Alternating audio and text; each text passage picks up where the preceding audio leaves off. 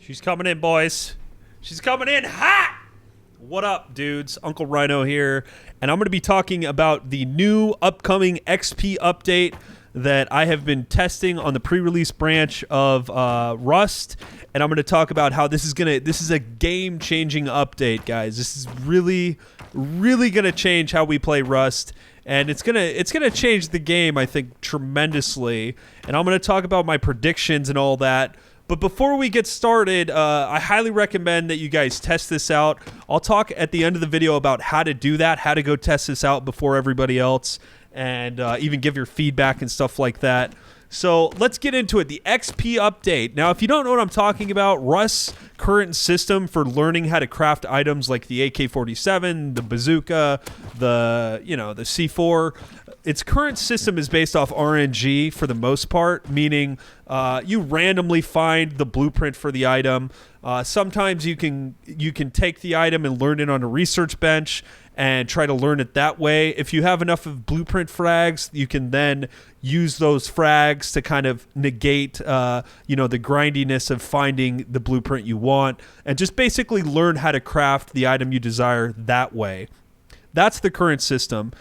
This new system that's coming out is an experience-based system that basically makes it so that every individual player, in order for them to unlock the blueprints that they want, they're going to then have to level up, like in a traditional, almost MMO-style leveling system. Now, there's a lot of ways to get XP, and I'll get into that in just a moment, but let me talk about where we're going to go with this video so you guys get a heads up. Now, basically, before I get into this, I just want to talk about how this is an early first impressions of this XP system. A lot of this stuff is just my predictions on how it's going to change the game. It may not be right. It may be wrong, but this is just from what I've saw and what I've seen. This is what I think is going to happen. So we're going to talk about how basically this new system is going to extend early game. We're going to talk about how it's going to reward cooperation in Rust, and we're going to talk about how it's going to increase the gap between casual and competitive players. So back to how to get XP. So the way you get XP in this upcoming update is there's a ton of ways. You can get it by hitting the barrels that you find in dungeons. You can get it by killing animals. You can get it by gathering resources. Tons of different ways. Gathering hemp. Just basically, anything that you can do, killing animals in the game, farming animals, anything that you can do in the game, just about, you get experience for. Now, the interesting thing about this is they've also added ownership values to the resources, so that if I were to give my buddy Bodusky some resources for him to craft a tool, and then he crafts a tool, and then he goes and uses that tool to farm wood, and then gives that wood to our buddy Matrix, I will get XP from both Matrix and Bodusky as long as they're using the tools that originally came from my resources. I know it's very confusing. There's more information on the recent dev blog. I'll put a link in the description to that. But basically what it's doing is it's encouraging cooperation between players. Now, I know some people are probably not going to like this. Some people are going to like this. Lone Wolves will probably have something to say regardless. But the idea behind this is that it's taking Rust in its current state of being, kill on sight. There's really no incentive to be friendly to your neighbor, right? I mean, if you live next to somebody, there's no incentive other than, I guess, your nature, the nature of who you are. If you want to make friends with them, you can, but you can blow his base up and kill him and eat him all the time if you want to too. It's really up to you. Now there's kind of like a light at the end of the tunnel. Well, instead of killing this guy, maybe like I can make friends with him and help him and get resources, and then I can get experience from the resources he gathers. So, and I talked about this in my most recent Rust video entitled Make Rust Great Again, how when stuff like this gets implemented, I really hope that the community embraces it and we start to play Rust a little bit differently, and we don't go for this, eye for an eye, mutually assured destruction type mentality that we have now, where everybody just basically murders and blows everybody up, is pretty much the current state of Rust.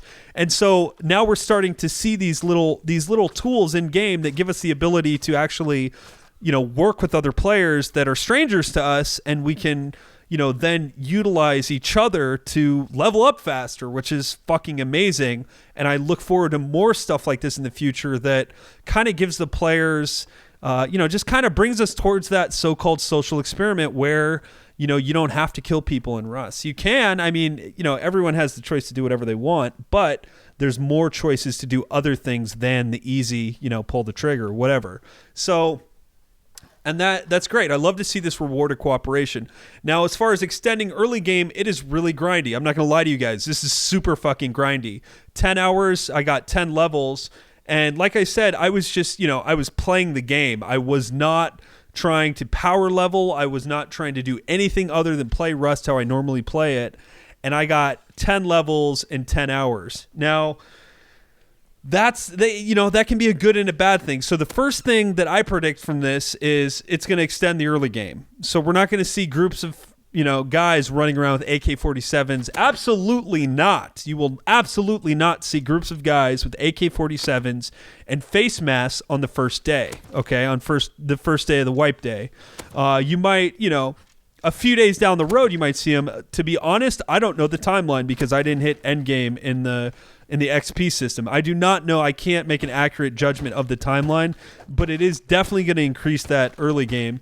And so along with this extending early game, there's a couple of things that come along with this. The first is it's also increasing the gap because of that. So increasing the gap between the casual and the competitive player because it takes so long to get to where the guns and where the armor and where the C4 and where the explosives are, because it takes so long to grind that out. A lot of people are going to be using the standard bow. They're going to be using the crossbow.